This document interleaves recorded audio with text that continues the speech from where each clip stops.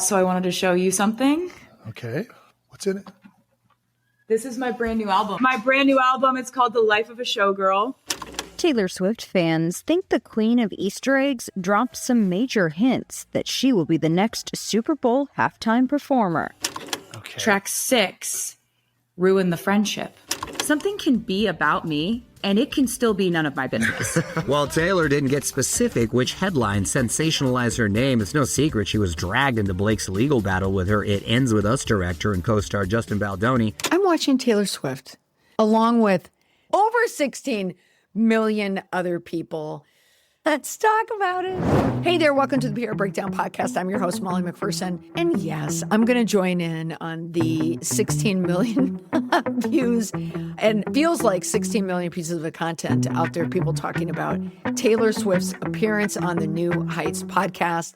First time on the podcast, hosted by her boyfriend, Travis Kelce, and of course, his brother, Jason Kelce. I posted a video yesterday. I took the afternoon off, went on a bike ride, got caught in a severe storm. Bad on me for not checking the weather app.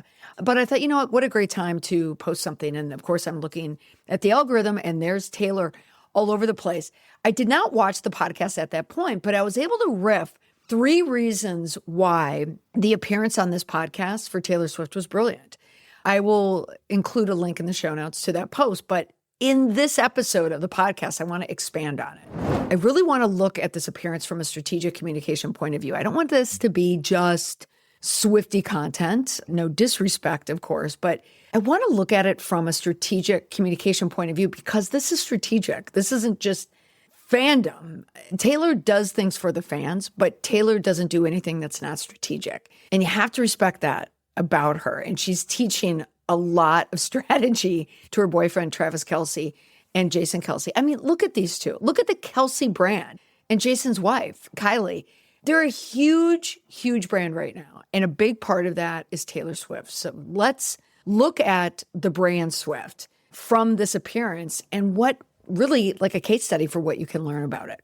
So in this episode, not really scripted, I just put down some notes from watching the podcast. When I did this social media post, like I said, I hadn't seen the podcast, but I heard a lot about it. And the morning it released, I read articles online from legacy press. So New York Times, Washington Post, I read CNN, just everywhere. Everyone was writing about it. I felt like every editor out there just looked to the youngest person on staff and said, write something about Taylor Swift. We have to be a part of the algorithm and the trends so we can get the clicks on the story and the views. So whether it's on social media or views, video, whatever it is, or printed, people wanted to talk about this story. Now, I'm not going to be a hypocrite. I'm doing the same thing. But it's not because it's Taylor. It's because it is a trending story that everyone's paying attention to. And I love ripping out case studies from topics or content that everyone's talking about. So let's look at some strategic objectives from Taylor Swift's appearance here. So let me just bring up my notes from watching the podcast. I'm probably 3/4 of the way. Yeah, a little over half where they're talking about Andy Reid. Now, I have to be honest, this is no hate to Taylor Swift, but the New Heights podcast and Taylor Swift is not targeted to me. I'll just say that. It is straight like an arrow targeted to her fans because she is sitting there. First of all, let's just start with the optics in terms of the objectives. Now, I know that there's a lot of content out there that will decipher all the Easter eggs that you see and all the different things that Taylor strategically does. Now, she did mention in this podcast that she's into numerology and she loves Easter eggs. She just loves it. And that's something that I do love about her. I saw a post on Instagram or TikTok last night from someone who's an artist, and she was like pulling out books and the art that she sees there. So she was talking about the colors. By the by, in the social media post, I was wearing a green color, which matches Taylor's green color here. And I also, when I was finished biking, I put on my orange Patagonia skirt. So I was wearing Taylor colors without really even planning for that. So I cannot decipher a lot of the Easter eggs, the optics, but I can tell you what I can decipher from the two of them together. I have maintained this from the very beginning with these two. Is it a PR relationship? Yes. All good relationships are. because it's a mutually beneficial relationship. And there's mutual collaboration, mutual level, mutual aspects of relationships where they're positive. But the benefits areas, because these aren't friends benefits, these aren't partner with benefits, it benefits both of their brands, which if you're in a good relationship, that's what it should do, right? Even if your universe is just your world. So these two absolutely help each other's brands. I personally think that Taylor Swift is well beyond Travis Kelce. I feel that Taylor intellectually, this is my only Molly hot take. I don't think I've ever heard anyone say this. I think intellectually, Taylor's a better fit for Jason, honestly. Jason's the smarter one of the two. He really helped Travis when they were at Cincinnati, when they played there. And when Travis got kicked out of school, it was Jason who really helped him. Jason brought him there. And then when Travis got booted, Jason is the one who kind of brought him back in. So Jason has been that big brother who's led everything. So I think Taylor is more on Jason's level. But from a brand point of view, clearly, she matches with Travis. Travis's brand is cool for him. It's dead on. It's football player. Football players don't need to be brilliant. They just need to look good, fit that kind of bro mold, which is exactly what Taylor's image is. So it's perfect. So the two of them are there, always holding each other close. And you see a genuine part of the relationship. Now, strategically, why I think this matters is because they played off of how serious is this relationship? Is it fake? Is it there only to benefit each other? They're showing, no, that we're real. There's something here. We're invested in each other. They joke how they met. It's all very, very genuine. And I think this is very good for both of them. So this podcast appearance also breaks beyond the predictable press cycle. It's not just Taylor and Travis again at games because they couldn't do that. If Travis went into the season where it's more of this kind of peekaboo, how serious are they? Are they not? It would have been old hat and people would have started to turn on Taylor. Because that's the cycle. People love you, and then they get tired of you, and then they backlash you. Taylor's too smart for that. And her head of PR, really strategic mind, Tree Payne, is too smart for that too. So they needed to recycle, yet create something new for the new cycle. So these two as a really close couple, that's brilliant. And also, even in this episode, they're tapping into the NFL franchise. I mean, I don't think anyone has said those many glowing words about Andy Reid, the coach of the Kansas City Chiefs, ever. No surprise, Taylor Swift's dad is a buddy of Andy Reid. It kind of fits the whole vibe and culture of Taylor's family background. I think this kind of group leans more conservative when I think of the Chiefs, when I think of Kansas, when I think of every person I know, for the most part, from Kansas, they kind of lean towards this conservative area. Very male-dominated, but respect, a woman like Taylor doing this. They respect their mamas. They respect Donna. I mean, not that the Kelsey brothers are from there, but just Kansas. The whole thing, the Chiefs, it just fits. Everything fits in the brand. The second reason why it's brilliant is because you have full messaging control.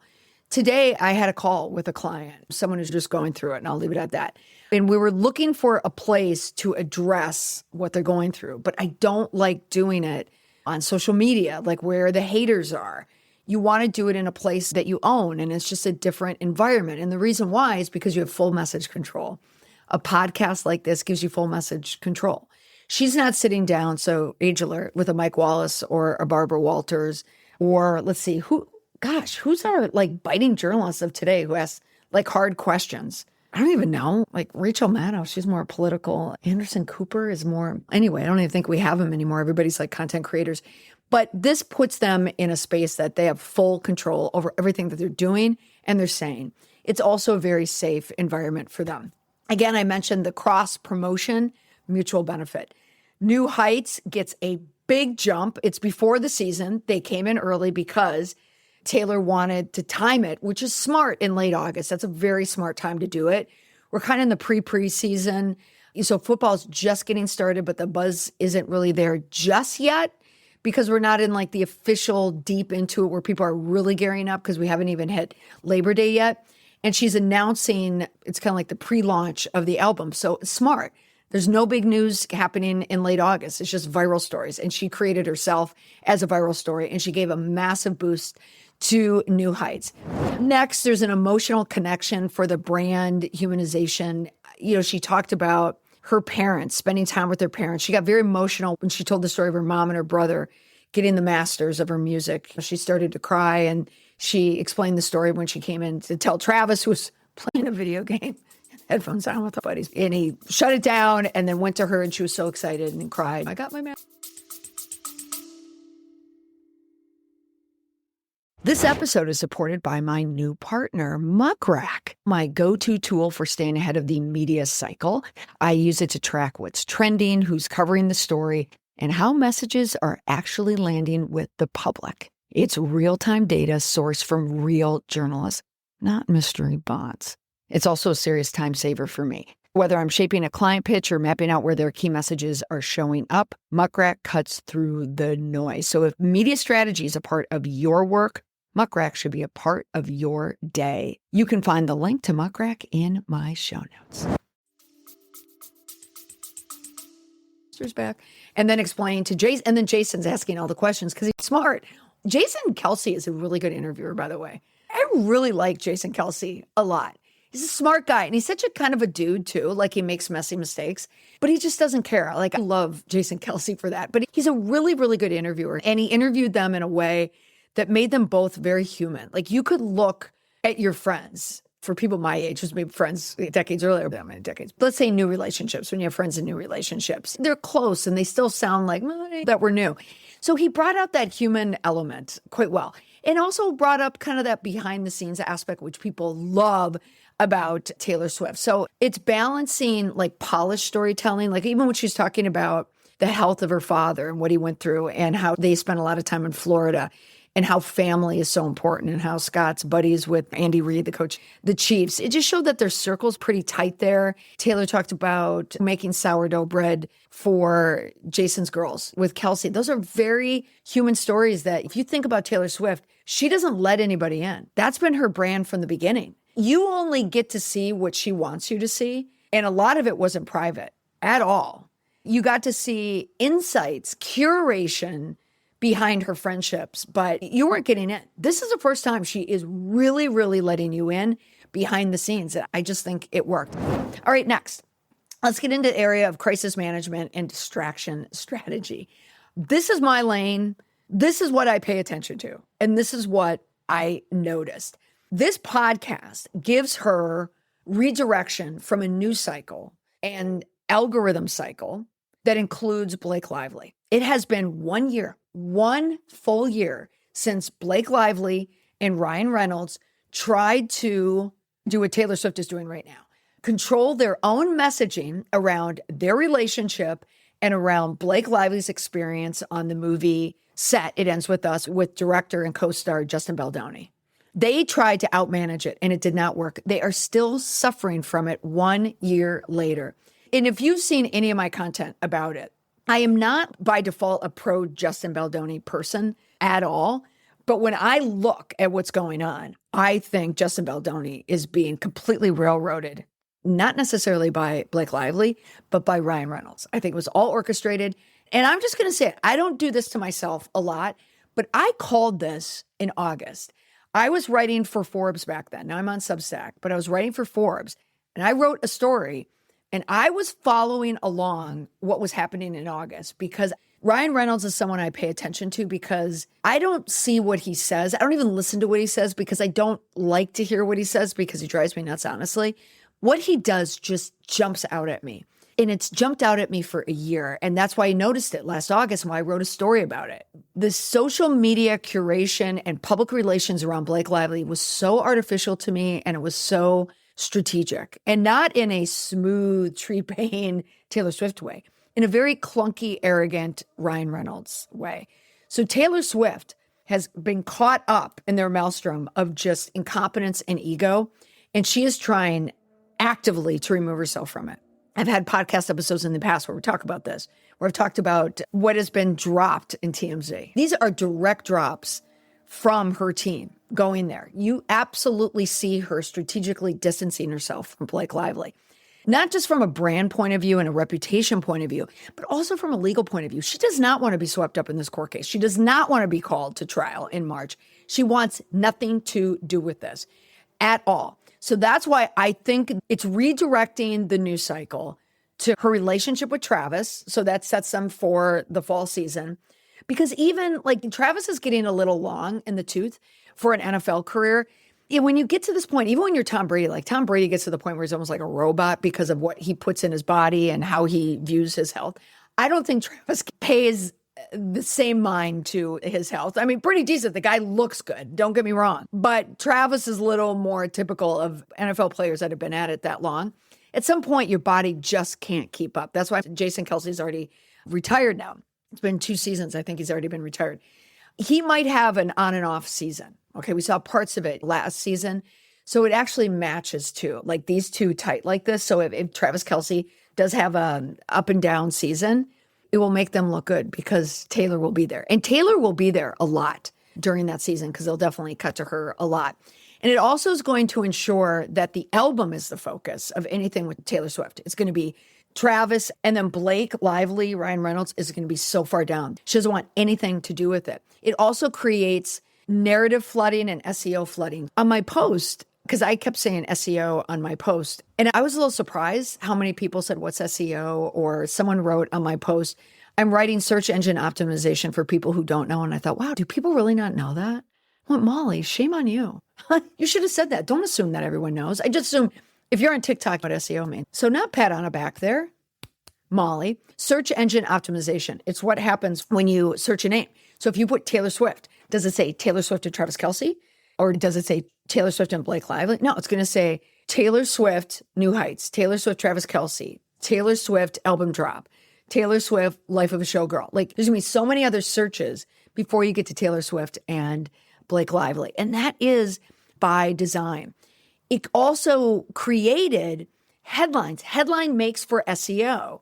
And now with AI, GPTs out there that are just pulling and scrubbing the internet, more people are going to find this content and they're going to hook to these stories. So it's actually going to shift anything that you put on AI as well. So that's why it's smart. And this podcast appearance dominated trending lists across social media, YouTube, Apple Podcasts, X, TikTok, Google News, all of it. So smart, smart, smart. It's also preemptive reputation management. She doesn't even bring up Lively. It shifts the conversation away from that friendship. Is there still a friendship to her artistry, her masters, her relationship, and her business milestones? That's the narrative that she wants out there. And it also demonstrates her being more proactive than reactive. She's getting so far ahead of any potential issues with this case because Lively's already sat for a deposition. It is still going on. You know, over the summer that Blake Lively and Ryan Reynolds, they went after content creators. Like every mistake that they can make, it seems like they're making from a reputation point of view. Now from a long-term PR and brand benefit, the reputation optics, relationship optics as a reputation shield. Right now, she isn't just Taylor Swift. She's Taylor Swift and Travis Kelce. And I think she's going to be Taylor Swift and Travis Kelce at least until December. If the Chiefs go deep into the playoffs and work towards a Super Bowl, then maybe we'll get it to January. And maybe we might get it into February, but I don't know. I don't think this is going to be their year. But they have Mahomes. I mean, it is a good team, so it could go deep into the season. I think we're going to get relationship Taylor Swift. We're also going to get multi-category media coverage. We're going to get press in sports, in lifestyle, in music, in business outlets. There's going to be expanding brand touch points. This album is going to be absolutely everywhere. Someone said in my comments that the album is released on National Boyfriend Day, and I think National Plaid Day too. Someone said that in my comments, which again, all sorts of clever. But this whole rollout is reaching audiences that might not otherwise be engaged with a traditional album rollout. I think with Taylor Swift, you're always going to get news about a rollout, but when she does it like this, there's so much more. There's also long tail content leverage. So hours of footage are now on TikTok, Instagram Reels, YouTube Shorts. It's everywhere. It flooded social media. I'm recording this the day after the release. So I'll be curious when this podcast airs, how many views will be there. I wonder if it will double by then. But my goodness. But for a preseason episode, 16 million views. That's crazy. And finally, it frames the album as a milestone project. It was inspired by the Eras Tour. She explains how she would decompress in the bathtub. There's just so much artistry to it. The colors, the songs. Now, I don't know, but she does know that there still will be a connection to Blake Lively. There has to be. That's just how it works. Taylor Swift mentioning in this podcast that she doesn't read social media. Now, on the one hand, that doesn't help her because there's a lot of people there who get really excited because they think they're getting likes or something from Taylor Swift. Taylor Swift is coming out and saying, no, that's not me. Her fans are okay with that. Swifties are okay with anything that she does. I love her message about not getting into social media. I love that. It's toxic to the brain. That's just me. That's my interpretation of what she was saying. But what she also needs to do is sidestep Blake Lively, but she needs to address it without addressing it. And this in her very egg-tastic way. What she did is People has an exclusive. Taylor Swift and Blake Lively aren't speaking as fans speculate about singer's song Ruin the Friendship. Swift's new song, Ruin the Friendship, will feature on the singer's upcoming album, The Life of a Showgirl. So Taylor Swift and Blake Lively are currently not speaking as Swift prepares to release her next album in October. Their friendship has been under scrutiny since the singer's name was brought up in the It Ends With Us legal battle between Lively and Justin Baldoni, and they have been friends since 2014. The first line of this article, Taylor Swift and Blake Lively are currently not in communication. Wow. Okay. This has insider all over it. Their longtime friendship has been under public scrutiny since Swift's name was brought into Lively's ongoing legal battle with Justin Baldoni. So Swift 35 has come up several times during the actress's legal war with Baldoni. The superstar's name was first brought into the mix when Baldoni's legal team alleged that Swift had pressured him to accept Lively's rewrites on the movies in a complaint filed by Baldoni, and that has since been dismissed. But the basic narrative is that Taylor Swift was brought in when they all came to that penthouse and Justin Baldoni felt pressured and Taylor Swift was there. See, Taylor Swift and her team, they don't like other people releasing private information about Taylor Swift. No.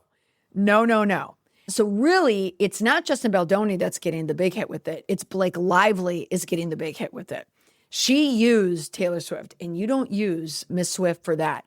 So now, when they released New Heights, when she announced The Life of a Showgirl, there is a song titled Ruin the Friendship. Intentional? It has to be.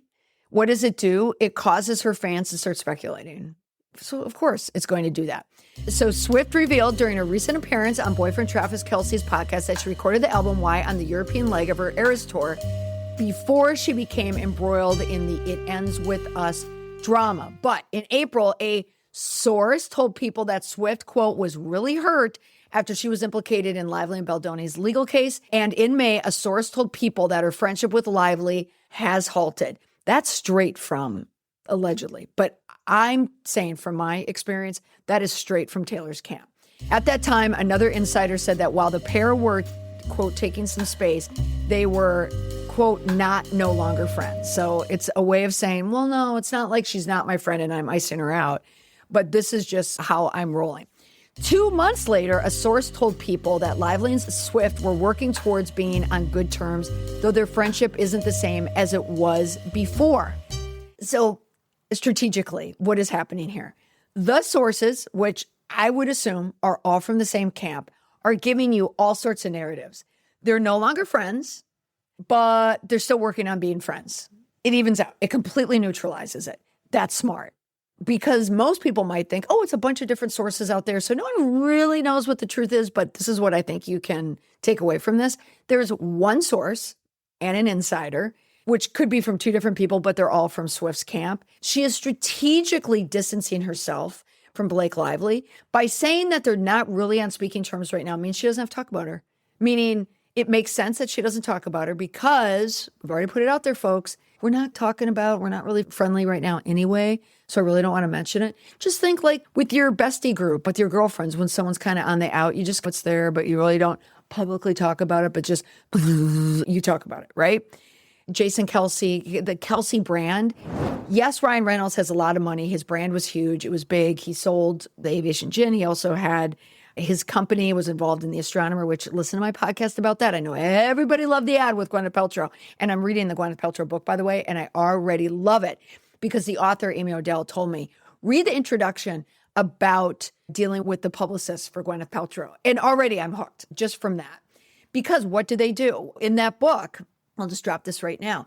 Gwyneth Paltrow's publicist says, oh yeah, I'll work with you. The publicist says, Amy Odell, the author of the biography, oh yeah, we'll work with you. Gwyneth will work with you, absolutely. So then Amy thinks that they're working, and then all of a sudden she tries to get answers. No, basically gets ghosted. That's what they do. This is how you manage a brand when you're in Hollywood or when you're like really, really big like this. And you just stay kind of beyond it. Ryan Reynolds and Blake Lively, they got stuck in it because they thought they could go beyond it. But the problem is they don't have enough people who love them compared to Taylor Swift. And one might argue, but Gwyneth Paltrow has a lot of haters. True, but that's part of her brand. Part of her brand is being unrelatable and being all goopy and having like these crazy goopy products. But people aspire to be like a Gwyneth Paltrow, even though they know she is not relatable at all. Taylor Swift is not relatable at all because she's a billionaire, but she's relatable as a girl. So it works, and it does not work for Blake Lively. So here's the key takeaway for communicators, strategic types, or people who are just curious from a strategic point of view. This New Heights appearance for Taylor Swift shows the power of blended marketing, personal narrative, and reputation management all in one single media event. It's brilliant. She carefully chose a platform that offered reach, control, emotional depth, and showed who they really were, like a genuine couple.